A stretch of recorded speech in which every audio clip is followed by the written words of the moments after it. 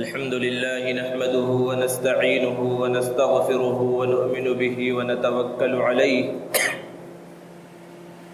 ونعوذ بالله من شرور أنفسنا ومن سيئات أعمالنا من يهد الله فلا مضل له ومن يضلل فلا هادي له ونشهد أن لا إله إلا الله وحده لا شريك له ونشهد أن سيدنا ومولانا محمدا عبده ورسوله صلى الله تعالى عليه وعلى آله وأصحابه وبارك وسلم تسليما كثيرا كثيرا.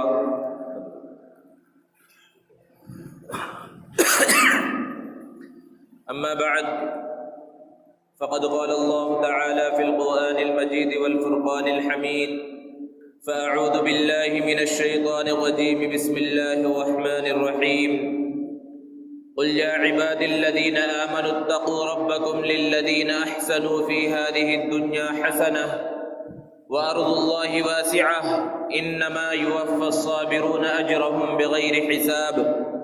وقال الله تعالى: يا أيها الذين آمنوا استعينوا بالصبر والصلاة إن الله مع الصابرين.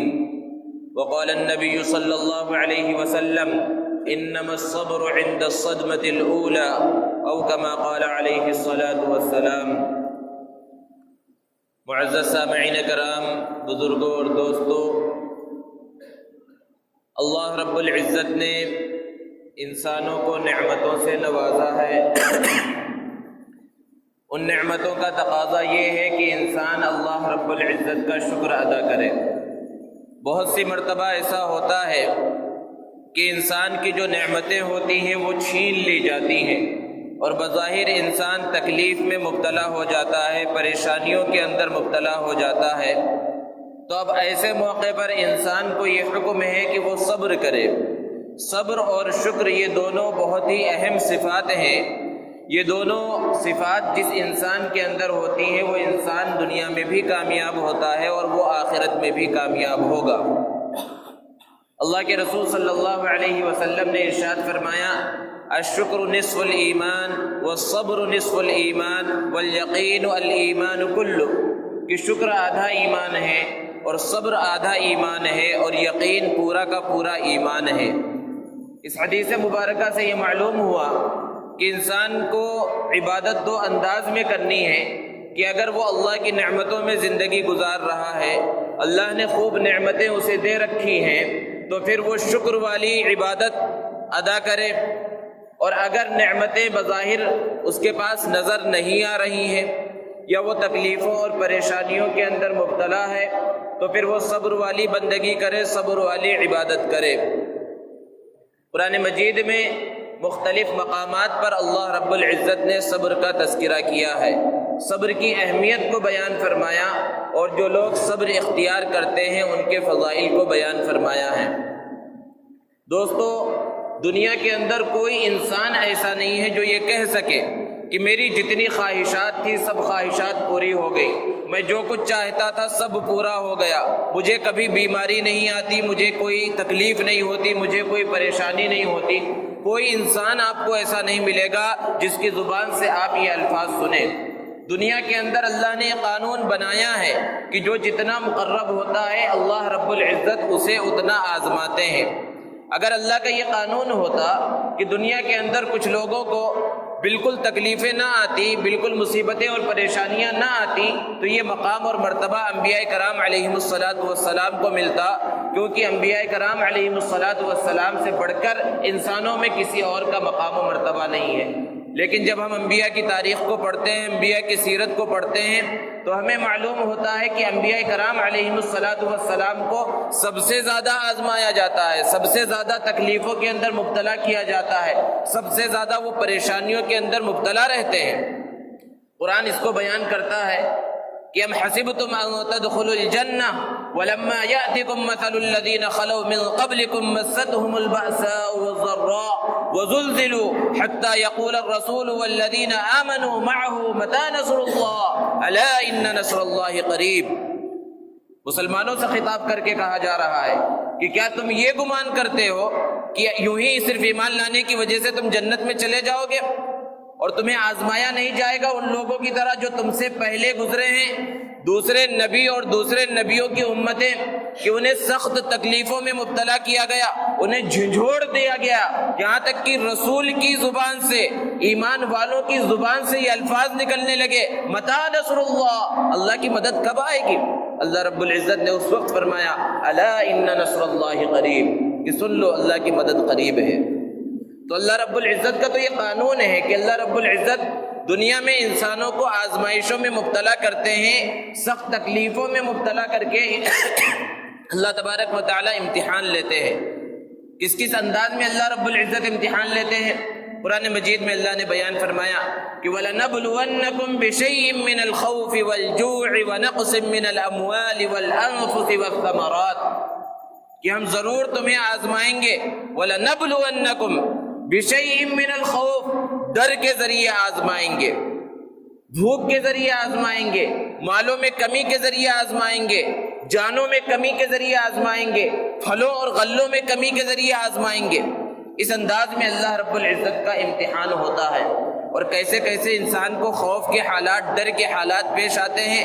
الگ الگ ڈر ہوتے ہیں، الگ الگ قسم کے ڈر ہوتے ہیں، لیکن اگر ہم اپنے خوف کا موازنہ کریں انبیاء کرام علیہم الصلاۃ والسلام کو کیسے کیسے خوف کے حالات پیش آئے اور وہ کس انداز میں ثابت قدم رہے، ہمیں تو تھوڑا سا ڈر محسوس ہوتا ہے، تھوڑا سا خوف محسوس ہوتا ہے تو ہم پریشان ہو جاتے ہیں اور زبان پر پتہ نہیں کیسے کیسے الفاظ آ جاتے ہیں۔ نبی کریم صلی اللہ علیہ وسلم کی حیات طیبہ ہمارے لیے نمونہ ہے۔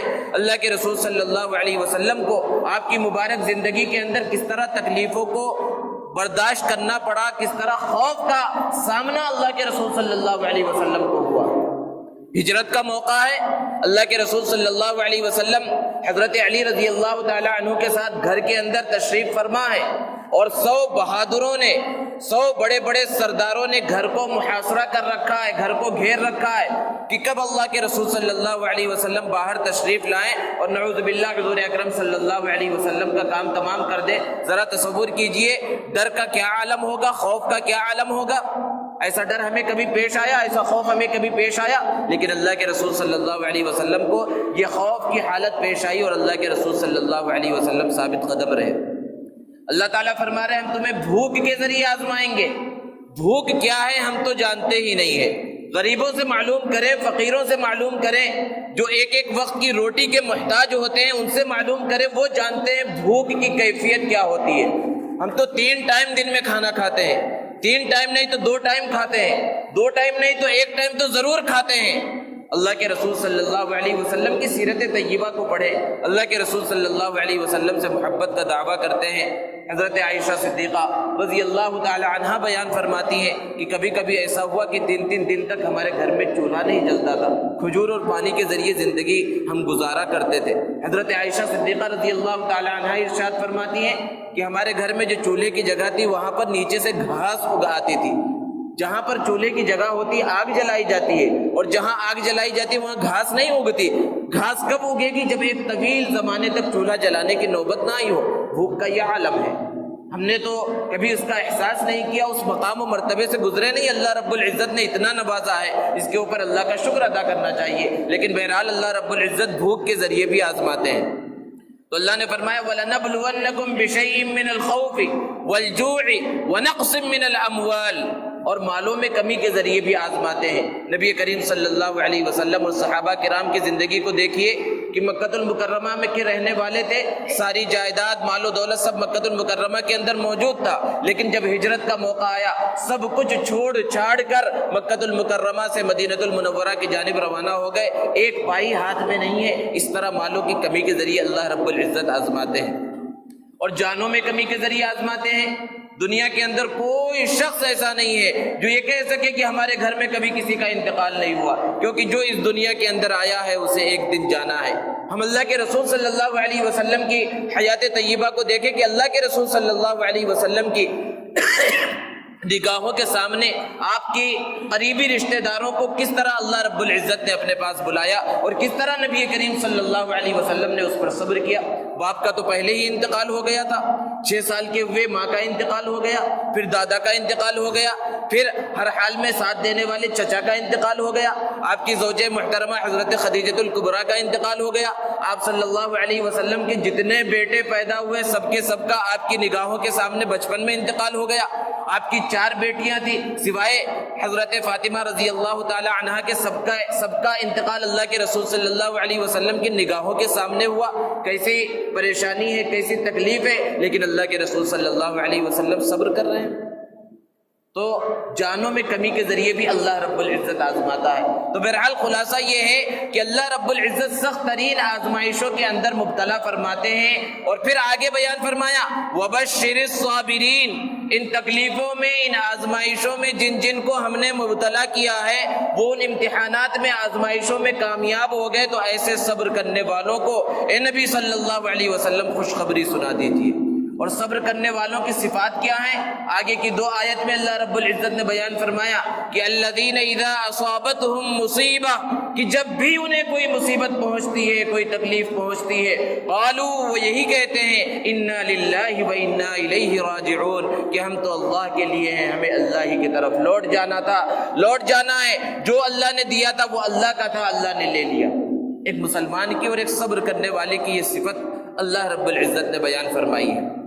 اور آگے بیان فرمایا اولئک علیہم صلوات من ربہم، کہ یہ وہ لوگ ہیں کہ ان کے پروردگار کی جانب سے ان کے اوپر رحمت ہوتی ہے، برکت ہوتی ہے، اور یہ لوگ ہدایت یافتہ ہیں۔ یہ صبر کرنے والوں کی تعریف کو اللہ رب العزت نے بیان فرمایا۔ صبر کہتے کسے ہیں؟ کسی بھی تکلیف پر، پریشانی پر اور مصیبت پر انسان صبر کر لے، برداشت اپنے اندر پیدا کرے، تحمل کا مزاج اپنے اندر پیدا کرے، یہ صبر ہے۔ اور صبر کا دائرہ بہت وسیع ہے، بہت بڑا ہے۔ ہم نے صبر کے دائرے کو بہت محدود کر دیا ہے۔ ہم سمجھتے ہیں صبر کیا ہے کہ کسی عزیز کا انتقال ہو گیا، کسی رشتہ دار کا، کسی قریبی شخص کا انتقال ہو گیا، بس اس کے اوپر ہم صبر کر لیں، جزا فضا نہ کریں، چلائیں، روئیں دھوئیں نہ، تو یہی صبر ہے۔ یہ صبر کا ایک حصہ ہے، پورا صبر نہیں ہے۔ صبر کا دائرہ بڑا وسیع ہے، اس کی قسمیں بیان کی گئی ہیں کہ اللہ رب العزت نے جو احکامات بیان فرمائے ہیں، جن عبادتوں کا حکم دیا ہے، ان عبادتوں کو صحیح طرح سے انجام دیا جائے۔ عبادت کرنے کا دل نہیں کر رہا، صبح میں ٹھنڈی کا موسم ہے، اٹھنے کا دل نہیں کر رہا، لحاف کے اندر سے، اپنی چادر کے اندر سے نکلنے کا دل نہیں کر رہا، ٹھنڈے پانی سے وضو کرنے کا دل نہیں کر رہا، اور اس ٹھنڈی کے موسم میں مسجد تک جانے کا دل نہیں کر رہا۔ نفس کہہ رہا ہے کہ لیٹے رہے اور نہ جا، لیکن اس نفس کے اوپر پتھر رکھ کر، اس نفس کو مار کر ایک مسلمان اٹھے اور ٹھنڈے پانی سے وضو کرے اور ٹھنڈے موسم میں مسجد کی طرف چلا جائے، یہ بھی صبر ہے۔ اسے صبر علی الطاعت کہتے ہیں۔ اللہ کے کسی حکم کو پورا کرنے کا دل نہ کر رہا ہو، پھر بھی اسے پورا کیا جائے، یہ بھی صبر ہے۔ اور جن چیزوں سے اللہ رب العزت نے منع فرمایا، جو محرمات ہیں، ممنوعات ہیں، جو گناہ کے کام ہیں، ان کی طرف دل کا میلان ہو رہا ہے، دل میں ارادہ ہو رہا ہے کہ فلاں گناہ کر لو، فلاں گناہ کے اندر مبتلا ہو جاؤ، فلاں جگہ پر چلے جاؤ جہاں غلط کام ہو رہا ہے۔ دل تو یہ کہہ رہا ہے، نفس کے اندر یہ جذبہ ابھر رہا ہے، خواہش ہو رہی ہے، لیکن یہ سوچ کر کہ اللہ رب العزت نے اس سے منع فرمایا ہے، گناہ کی خواہش، گناہ کا داعیہ، گناہ کا ارادہ پیدا ہونے کے بعد انسان اس گناہ سے اپنے آپ کو روک لے، اپنے قدم جو گناہ کی طرف چل پڑے تھے اس کو روک لے، یہ بھی صبر ہے، اور اسے صبر علی المعصیت کہا جاتا ہے۔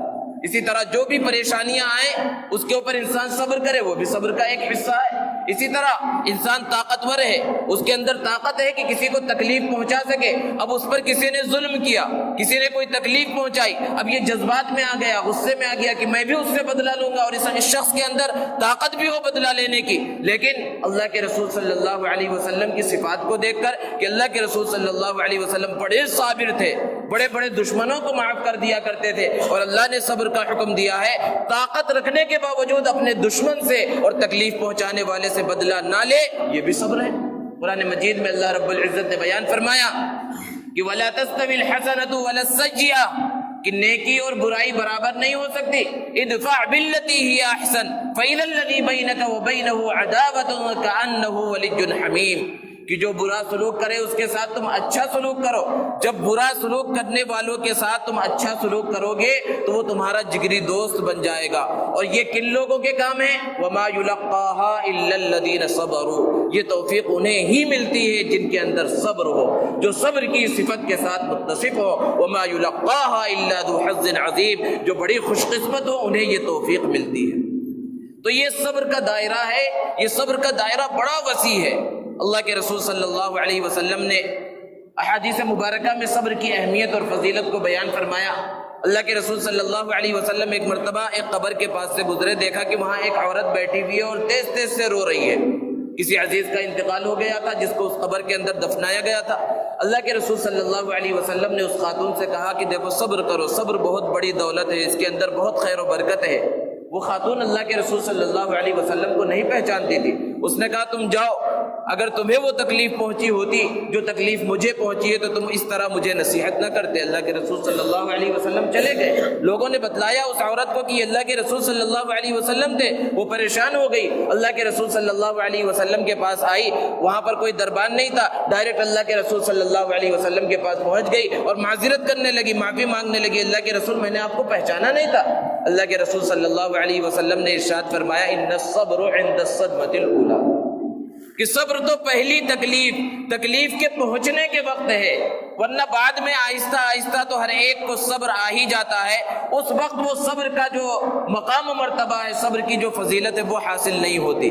اس کا یہ مطلب نہیں ہے کہ کسی عزیز کا انتقال ہو جائے، کسی قریبی کا انتقال ہو جائے، والد کا انتقال ہو جائے، بیٹے کا انتقال ہو جائے تو اس پر انسان کو بالکل خاموش رہنا چاہیے اور آنسو نہیں نکلنے چاہیے. یہ صبر نہیں ہے، یہ تو فطری چیز ہے کہ انسان کی آنکھوں سے کسی تکلیف پہنچنے کے وقت، عزیز و اقربا میں سے کسی کے انتقال کے وقت اگر آنکھوں سے آنسو نکل جا رہے ہیں، یہ صبر کے خلاف نہیں ہے. صبر کے خلاف وہ ہے کہ جس شخص کا انتقال ہوا ہے اس کی تعریفات بیان کر کے کپڑے پھاڑے جائے اور رویا جائے، نوحہ کیا جائے، چلایا جائے. یہ چیز صبر کے خلاف ہے. اللہ کے رسول صلی اللہ علیہ وسلم کے بارے میں حدیث مبارکہ میں ہے کہ آپ صلی اللہ علیہ وسلم کی کسی صاحبزادی نے کسی کے ذریعے پیغام بھیجایا اللہ کے رسول صلی اللہ علیہ وسلم کے پاس کہ گھر پر تشریف لائیں، میرے بیٹے کا انتقال ہو گیا. اللہ کے رسول صلی اللہ علیہ وسلم کسی کام میں مصروف تھے، آپ نے پیغام بھجوایا کہ صبر کرو. پھر دوبارہ پیغام آیا کہ آپ تشریف لائیں.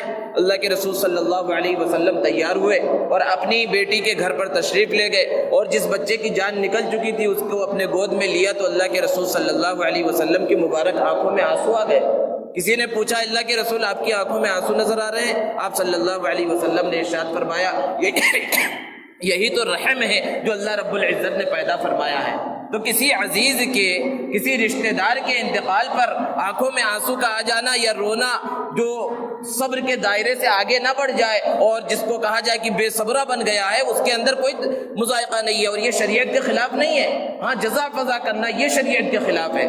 قرآن مجید میں اللہ رب العزت نے صبر کرنے والوں کے فضائل کو بیان فرمایا کہ الا الذین صبروا وعملوا الصالحات اولئک لهم مغفرۃ واجر کبیر، کہ جو لوگ صبر کرتے ہیں ان کے لیے بڑے درجات ہیں، ان کے لیے مغفرت کا وعدہ اللہ رب العزت نے فرمایا ہے. اور قرآن مجید میں اللہ رب العزت نے فرمایا یا ایھا الذین آمنوا استعینوا بالصبر والصلاۃ، کہ اے ایمان والو نماز کے ذریعے اور صبر کے ذریعے مدد طلب کرو. ان اللہ مع الصابرین، بے شک اللہ رب العزت صبر کرنے والوں کے ساتھ ہے. اور ایک دوسری جگہ پر بیان فرمایا واللہ یحب الصابرین، کہ اللہ رب العزت صبر کرنے والوں کے ساتھ ہے. اور قرآن مجید میں اللہ رب العزت نے انبیاء کرام علیہم الصلاۃ والسلام کی جہاں صفات کو بیان فرمایا وہاں یہ بھی بیان فرمایا کہ وہ سب صبر کرنے والے تھے. وَإِسْمَاعِيلَ وَإِدْرِيسَ وَذَا الْكِفْلِ كُلٌّ مِّنَ الصَّابِرِينَ، کہ حضرت اسماعیل، حضرت ادریس اور حضرت ذو الکفل یہ سب کے سب صبر کرنے والے تھے. تو اللہ رب العزت نے جگہ جگہ پر قرآن مجید میں صبر کو بیان فرمایا. سورہ عصر کے اندر بیان فرمایا وَتَوَاصَوْا بِالْحَقِّ وَتَوَاصَوْا بِالصَّبْرِ، کہ آپس میں ایک دوسرے کو حق بات کی وصیت کرتے رہو اور ایک دوسرے کو صبر کی وصیت کرتے رہو. تو صبر یہ بہت ہی اہم صفت ہے، اور جتنے بھی آسمانی مذاہب ہوئے ہر ایک کے اندر صبر کی تاکید بیان کی گئی ہے. لیکن اللہ کے رسول صلی اللہ علیہ وسلم نے اسلام کے اندر سب سے زیادہ صبر کی تاکید اور اہمیت کو بیان فرمایا. اور اللہ کے رسول صلی اللہ علیہ وسلم کی مبارک زندگی تو پوری کی پوری صبر، تحمل اور برداشت سے معمور ہے. نبی کریم صلی اللہ علیہ وسلم مکہ المکرمہ میں ہیں اور جب تک آپ کو نبوت نہیں ملی یہ پورے مکہ والے آپ کو صادق اور امین کہتے ہیں، آپ سے سب سے زیادہ محبت کرتے ہیں، آپ کے رائے اور مشوروں کے اوپر عمل کرتے ہیں۔ لیکن جب اللہ کے رسول صلی اللہ علیہ وسلم کو نبوت عطا کی گئی، آپ صلی اللہ علیہ وسلم نے اسلام کے پیغام کو ان لوگوں کے سامنے رکھا، تو یہی جو محبت کرنے والے تھے، جو جگری دوست تھے، یہ جانی دشمن بن گئے۔ اللہ کے رسول صلی اللہ علیہ وسلم کو کیسی کیسی تکلیفیں نہیں پہنچائی گئی۔ اللہ کے رسول صلی اللہ علیہ وسلم اس راستے پر چلتے جس راستے پر ہر کوئی چل سکتا ہے، کسی کو منع نہیں ہے، لیکن اللہ کے رسول صلی اللہ علیہ وسلم جب اس راستے پر جا رہے ہیں تو آپ کو روکا جا رہا ہے، آپ کے اوپر پتھر برسائے جا رہے ہیں، آپ کے راستے میں کانٹے بچھائے جا رہے ہیں۔ اللہ کے رسول صلی اللہ علیہ وسلم کعبۃ اللہ کے دامن میں نماز ادا کر رہے ہیں تو آپ صلی اللہ علیہ وسلم کے مبارک پشت کے اوپر اونٹ کی اوجھڑی ڈالی جا رہی ہے، آپ صلی اللہ علیہ وسلم کو چادر کے اندر کسا جا رہا ہے، کیسی کیسی تکلیفیں نہیں پہنچائی جا رہی ہیں، لیکن ہر مرتبہ یہی حکم ہے کہ خذ العفو وامر بالعرف، کہ ان کو معاف کر دیجئے اور بھلائی کا حکم کرتے رہیے، ان سب کو معاف کر دیجئے۔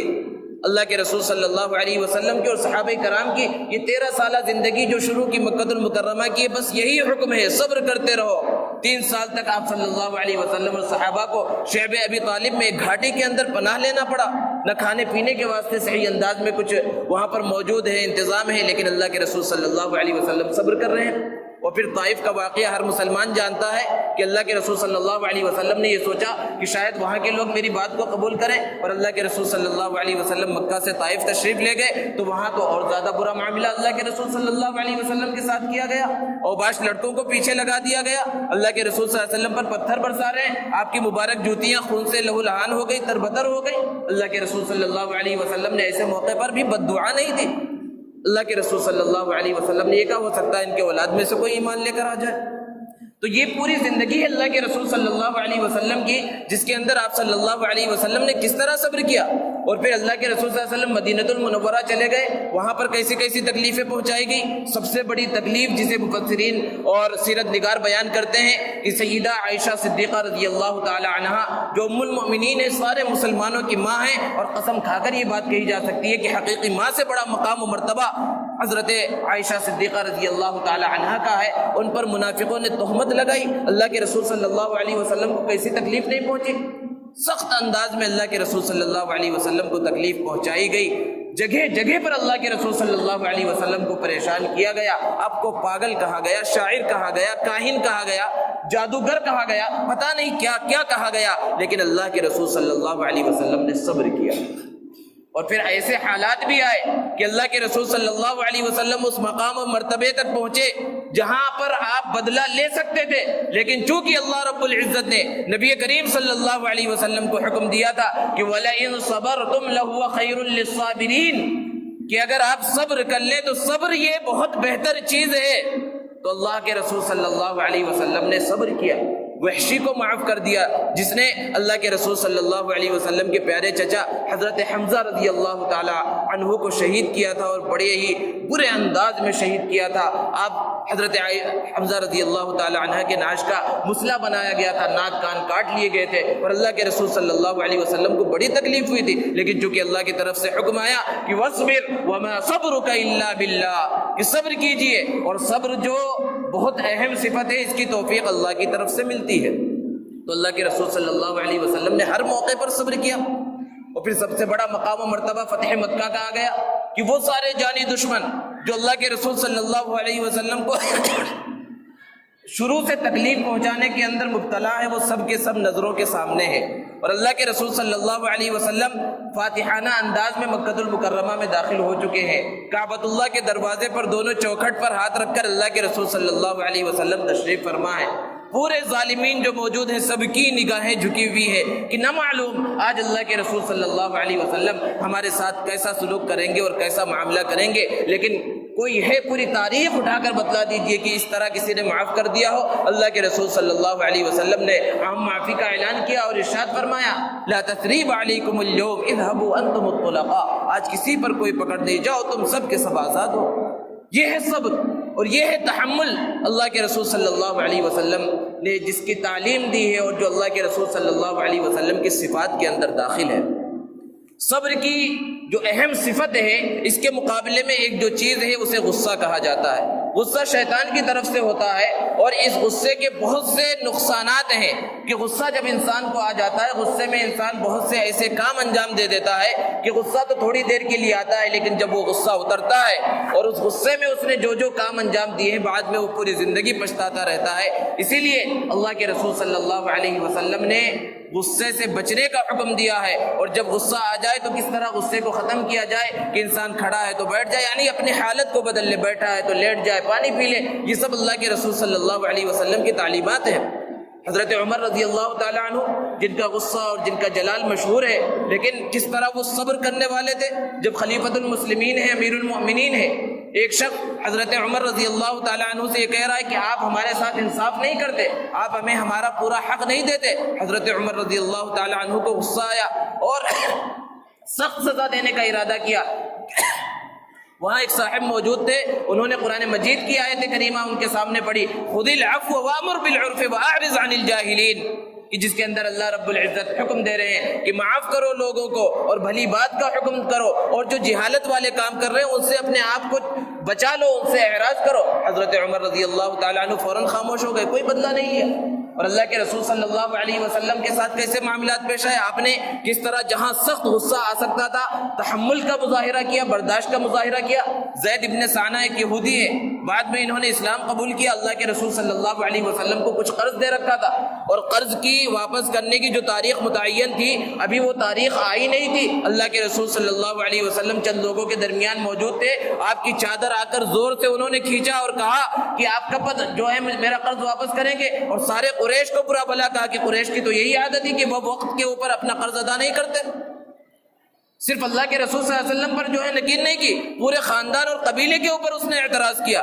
حضرت عمر رضی اللہ تعالیٰ عنہ موجود تھے، سخت غصے میں آ گئے اور کہا اللہ کے رسول اجازت دیجئے میں اس کی گردن اڑا دوں۔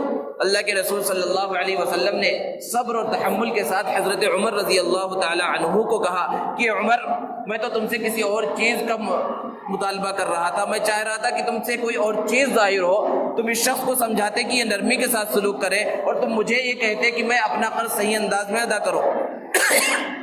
تو یا عمر، جو تم سے یہ غلطی ہوئی ہے، یعنی تمہیں غصہ آ گیا ہے، اب اس کے بدلے میں تم ان کا قرض ابھی ادا کرو، اور جتنا قرض ہے اس سے زیادہ ادا کرو۔ تو یہ اللہ کے رسول صلی اللہ علیہ وسلم کی تعلیمات ہیں کہ بھرے مجمع میں ایک ایسا شخص جو امام الانبیاء ہے، امام المرسلین ہے، اس کی چادر کو کھینچ کر برا بھلا کہا جا رہا ہے، اور چاہے تو ایک اشارہ کر دے اللہ کے رسول صلی اللہ علیہ وسلم اور سیدنا عمر رضی اللہ تعالیٰ عنہ اس کا کام تمام کر دے، لیکن اللہ کے رسول صلی اللہ علیہ وسلم تو انہیں سمجھا رہے ہیں کہ غصہ مت کرو، حلم کے ساتھ، تحمل کے ساتھ، برداشت کے ساتھ معاملہ کرو۔ یہ سب کے سب اللہ کے رسول صلی اللہ علیہ وسلم کی تعلیمات ہیں۔ تو صبر کے واقعات اللہ کے رسول صلی اللہ علیہ وسلم کی مبارک زندگی کے اندر بھرے پڑے ہیں، سیرت کی کتابوں کے اندر موجود ہیں۔ ہمیں چاہیے کہ ہم ان واقعات کو پڑھیں اور خود اپنے اندر اس اہم صفت کو پیدا کریں۔ اور صبر کرنے والوں نے تو بہت صبر کیا ہے، کیسے کیسے تکالیف اور مصائب اور پریشانیوں کے اوپر صبر کیا۔ ایک بزرگ فرماتے ہیں کہ میں کعبۃ اللہ کا طواف کر رہا تھا، میں نے ایک خاتون کو دیکھا وہاں پر کہ وہ اللہ رب العزت کے سامنے ہاتھ اٹھا کر یہ دعا کر رہی ہے، اس کی زبان سے یہ الفاظ نکل رہے ہیں کہ اللہ میں اس حال میں بھی راضی، میں اس حال میں بھی راضی۔ یہ بزرگ کہتے ہیں مجھے بڑا تعجب ہوا کہ یہ کس حال کی بات کر رہی ہے۔ میں نے اس خاتون سے پوچھا کہ خاتون آپ کس حال کی بات کر رہی ہیں اور کیا چیز اللہ رب العزت کے سامنے بیان کر رہی ہیں؟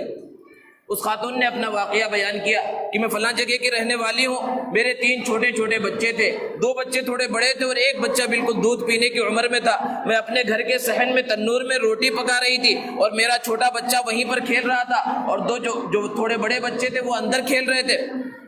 ایک بچے کو ان میں سے ایک تیز چھری گھر کے اندر سے مل گئی، ابھی وہ شعور کی عمر کو نہیں پہنچے تھے۔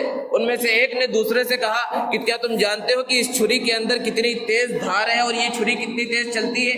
سامنے والے بچے نے کہا میں نہیں جانتا ہوں، بس اس نے اس کے گلے کے اوپر وہ چھری چلا دی۔ نادانی کے اندر وہ جانتا نہیں تھا کہ اس چھری کے چلانے کی وجہ سے اس کا بھائی مر جائے گا، وہ ختم ہو جائے گا۔ اس نے نادانی میں چھری چلا دی اور پھر اس نے چلانا شروع کیا اور یہ ڈر کے مارے کہیں چھپ گیا۔ وہ خاتون بیان فرماتی ہے کہ جب میں اندر کمرے تک پہنچی تو اس کی جان نکل چکی تھی اور چھری وہاں پر پڑی ہوئی تھی۔ میں نے اس کو اٹھایا اور صحن میں ایک چارپائی کے اوپر لا کر لٹا دیا۔ پھر مجھے پتا چلا اور میں نے سوچا کہ وہ بچہ کہاں ہے جس نے اس کے اوپر چھری چلائی۔ تو وہ ڈر کے مارے ایک کونے میں چھپ گیا تھا لکڑیوں کے بیچ میں، اور وہاں پر ایک سانپ موجود تھا، اس سانپ نے اسے ڈس لیا۔ میں جب تک وہاں پہنچی، سانپ کے زہر کی وجہ سے اس کا بھی انتقال ہو چکا تھا۔ میں نے اسے اٹھایا اور اٹھا کر صحن میں لا کر ایک چارپائی پر اس کو بھی لٹا دیا۔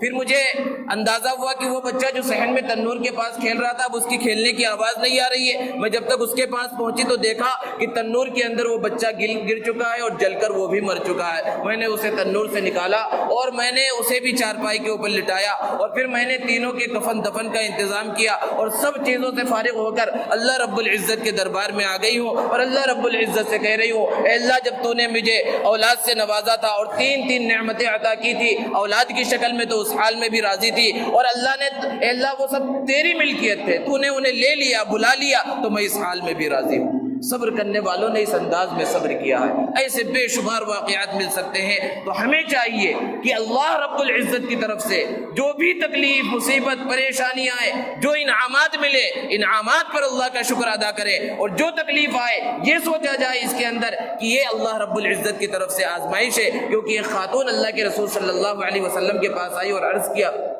اللہ کے رسول مجھے مرگی کے دورے پڑتے ہیں، اور جس کی وجہ سے میں بہت زیادہ تڑپتی ہوں کہ میری سطر تک کھل جاتی ہے، میری شرمگاہ کھل جاتی ہے۔ اللہ کے رسول صلی اللہ علیہ وسلم نے کہا کہ تم صبر کرو، اور اگر تم چاہو تو میں دعا کر دوں، اللہ رب العزت تمہاری اس تکلیف کو دور کرے گا، لیکن اگر تم صبر کرو گی تو اللہ کے پاس بڑا اجر ملے گا۔ اس خاتون نے کہا اللہ کے رسول میں تو صبر پر راضی ہوں، میں صبر کروں گی، لیکن صرف اتنی دعا کر دیجئے کہ یہ دورہ جب مجھ پر پڑے تو میری سطر نہ کھلے، میری شرمگاہ نہ کھلے۔ تو ایک صحابی نے ان کی طرف اشارہ کرتے ہوئے کسی کو کہا کہ اگر تم کسی جنتی کو دیکھنا چاہتے ہو تو اس خاتون کو دیکھ لو۔ تو ایسی بہت سی مرتبہ ایسی بیماریوں کے اندر انسان مبتلا ہو جاتا ہے کہ بڑے بڑے ڈاکٹروں کے پاس اس نے علاج کرا لیا، اور جہاں جہاں علاج کرا سکتا تھا علاج کرا لیا، لیکن وہ بیماری ختم نہیں ہو رہی ہے۔ تو اس کے اوپر صبر کرے، بہت بڑا اجر ملنے والا ہے۔ یہ سوچے کہ سب چیزوں کے دینے والا اللہ ہے، بیماری کا دینے والا بھی اللہ ہے، صحت کا دینے والا بھی اللہ ہے، ہر نعمت کا دینے والا اللہ ہے، سب چیزوں کا مالک اللہ ہے۔ یہ صبر کی اصل کیفیت ہوتی ہے، اور یہ صبر کی کیفیت جب انسان کو حاصل ہوتی ہے تو قرآن کریم کے اس فرمان کا مصداق بن جاتا ہے کہ انما یوفی الصابرون اجرهم بغیر حساب، کہ صبر کرنے والوں کو قیامت کے دن بلا حساب اجر اور ثواب عطا کیا جائے گا۔ اللہ تبارک و تعالی سے دعا ہے کہ اللہ رب العزت ہم سب کو بھی صابرین میں شامل فرمائے۔